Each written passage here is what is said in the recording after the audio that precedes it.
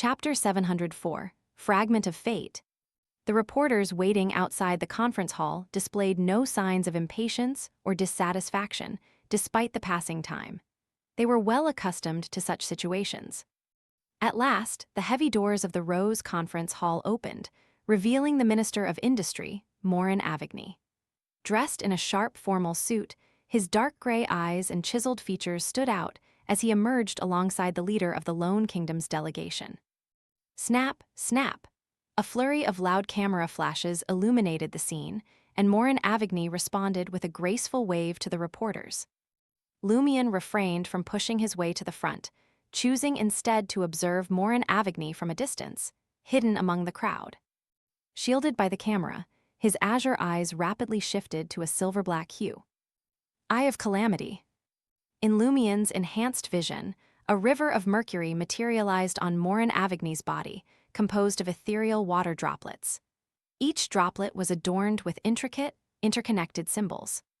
As Morin Avigny delivered a concise speech announcing various industrial cooperation agreements between the Inti's Republic and the Lone Kingdom, Lumion meticulously analyzed the Minister of Industries, past, present, and future, uncovering the fragments of fate concealed within each mercurial droplet.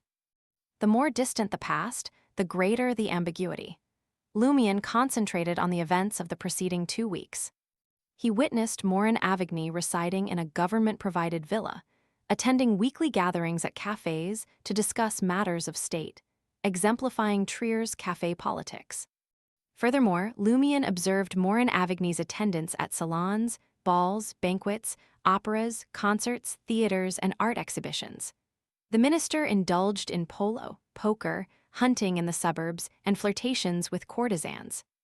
He leveraged his position to secure favors, such as appointing the husband of one of his lovers as the deputy general manager of the Inti's Industrial Credit Bank's Southern Continent branch, a coveted role known for its prestige, generous compensation, and influence.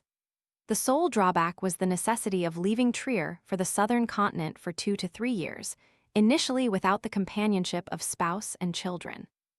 These observations aligned perfectly with Lumion's preconceived notions of Trier's elite society. Amidst the hazy fragments, 2 particular instances captured Lumion's attention. In one, Morin Avigny sat alone in his study, perusing a document.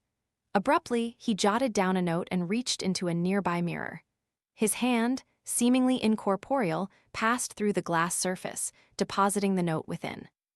The other featured Morin Avigny's fleeting encounter with an unfamiliar individual during a hunting excursion in the West Logness Forest. What piqued Lumion's interest was the thin, white fog enveloping this fragment, rendering it indistinct. This peculiar obscurity differed from the typical vagueness of most fate fragments. The first fragment confirmed Morin Avigny's identity as a mirror person. Among the 22 paths of the divine, demonesses proficient in mirror magic could not transmit information or objects through mirrors until attaining the rank of sequence 4 demigods. If Morin Avigny were a demigod-level demoness, his existence as a man would be impossible. Lumion could only surmise 2 possibilities. First, mirror people possessed an innate mastery over mirrors, surpassing even demonesses in the realm of mirror magic. Second, Morin Avigny had originally been a demoness at the demigod level who later consumed a higher sequence hunter potion, successfully transforming into a man. This implied that the Minister of Industry was at least a sequence 3 saint, if not an angel. Considering the intelligence gathered by Franca and the others, the information provided by Seven, and the clearer fate fragments, Lumion concluded that Morin Avigny had never exhibited any hunter-related traits. He was undoubtedly a mirror person, albeit an extraordinary one. The second fate fragment intrigued Lumion due to its relative uniqueness. It might contain crucial information, but deciphering it eluded him for the moment. Shifting his focus to Morin Avigny's future, Lumion examined the myriad potential fate tributaries. As anticipated, one tributary bore a faint black tinge. This mercurial offshoot, like many others, rehearsed Morin Avigny's interview and subsequent return to the Ministry of Industry in a private carriage. However, It diverged when, upon entering his office and sitting for a while, Morin Avigny willingly stepped into the full-body mirror near the coat rack and vanished. Lumien's foresight extended no further. Based on his observations, Lumien deduced that if Morin Avigny ventured into the mirror world before noon, he would face a life-threatening calamity.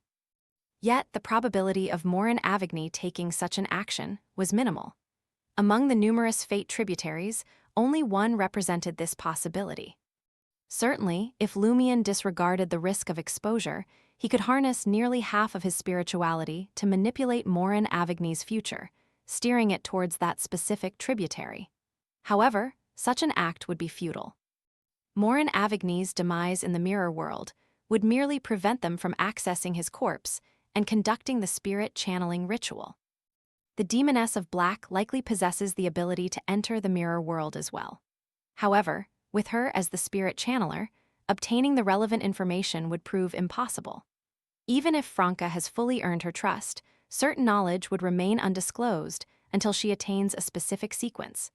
Lumien noticed Morin Avigny's posture signaling the conclusion of the interview, and his bodyguards began navigating through the reporters. Consequently, Lumien ceased using the Eye of Calamity and captured a black-and-white photograph, maintaining his facade. Subsequently, he gradually retreated from the throng of reporters and made his way to the public washroom. He stashed the camera within his traveler's bag, donned lie, and transformed back into Cécile Dubois. As a guest, he entered the annex restaurant of Champs-Élysées. Franca awaited him there. Following the waiter to his designated spot, Lumien noticed a man and a woman engaged in coffee. The woman possessed black hair, brown eyes, and an alluring beauty. Her attire accentuated her slightly exaggerated aura. The man, by contrast, appeared ordinary, clad in a double-breasted flannel coat, wrinkled pants, buckled leather boots, and a top hat adorned with soft fur, the favored ensemble of Trier's bankers and financiers in recent times. Lumien noticed that the man and woman weren't attracted by any aura of wealth. Instead, he recognized the beautiful woman with foreign features. She, of course, had no knowledge of him. He had only glimpsed her photograph in ghost face. She was Pearl, a theater actress from Loan and a courtesan in Trier. Duvar, the inventor of Duvar's broth and proprietor of the esteemed restaurant, had once lavished a substantial sum on her. He had even attempted suicide because of her, albeit unsuccessfully. At present, Pearl and the middle-aged man, presumed to be a banker, had not yet begun their meal. They were simply savoring their coffee. The middle-aged man picked up Pearl's empty coffee cup and gestured to the grounds, explaining something unknown to Lumien. The courtesan listened intently. As he passed by, Lumien's keen senses allowed him to briefly eavesdrop. He swiftly grasped that the middle-aged man, believed to be a banker, was immersed in the art of coffee ground divination. This popular divination method, in high society, was more akin to a game. If the remaining coffee grounds after drinking form a circle, it signifies recent signs of love. Upon hearing the middle-aged man's words, Lumien couldn't help but silently critique. Are you going to suggest that you'll be the love she's about to encounter? Any other woman, even aware of the man's true intentions, would be secretly alarmed by divination results indicating traces of love. They might believe it to be fate's guidance. The various patterns naturally formed by the residual coffee grounds were thought to hold corresponding revelations about one's destiny, a notion widely accepted and impossible to manipulate. However, given Pearl's experience as a seasoned courtesan and her bold demeanor, Lumien had cause to suspect that she had deliberately manipulated the coffee grounds into a circular formation through her drinking technique. After walking a short distance, Lumien spotted Franca.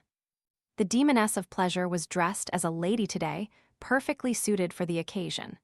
Lumien almost failed to recognize her. Naturally, Franca still refrained from wearing a dress, opting instead for a pantsuit. Observing Franca's elegantly styled hair, no longer in a ponytail, Lumien chuckled and remarked, "Jenna did your hair for you." "Indeed," Franca responded, not with humiliated rage, but with a sense of smugness. Before they could delve into their observations, a nearby waiter approached, presenting them with two identical menus. Lowering her voice, Franca addressed Lumion in ancient Fasak. The lunch set costs 7 Viril d'or. If we order individually and indulge in some decent red wine, the bill for the two of us will amount to at least 50 Viril d'or. That sum could easily feed your godson in the market district. Franca found the restaurant at Grand Champs-Élysées not only expensive, but also intriguing. Switching to Intision, Franca inquired of the waiter, any recommendations? The waiter, who had been sneaking glances at Franca, responded eagerly, "Would you like to try the fouet fish?" In Trier, apart from certain private banquets, we are the sole establishment that serves fouet fish. What makes it so special? Lumion asked, curiosity piqued. Addressing Franca, the waiter explained, "Fouet fish appear semi-charred and can only be found in a specific section of Trier's underground river. Legend has it that long ago, they were ordinary fish. One day, an individual named Fouet caught one and set up a frying pan by the underground river, intending to cook it. Midway through the process, the fish managed to escape the frying pan and return to the river. It survived and spawned numerous descendants, all bearing the semi-charred appearance. The skin of this fish is fragrantly browned and oily, yet the flesh within is exceptionally tender. Trier's underground river, half-burnt, alive, Lumion extracted the keywords and suddenly speculated that this might be a consequence of the leakage of 4th Epoch Trier's hunter powers. Smiling at Franca, he proposed, "Shall we each have one?" Very well, Franca had already been contemplating giving it a try.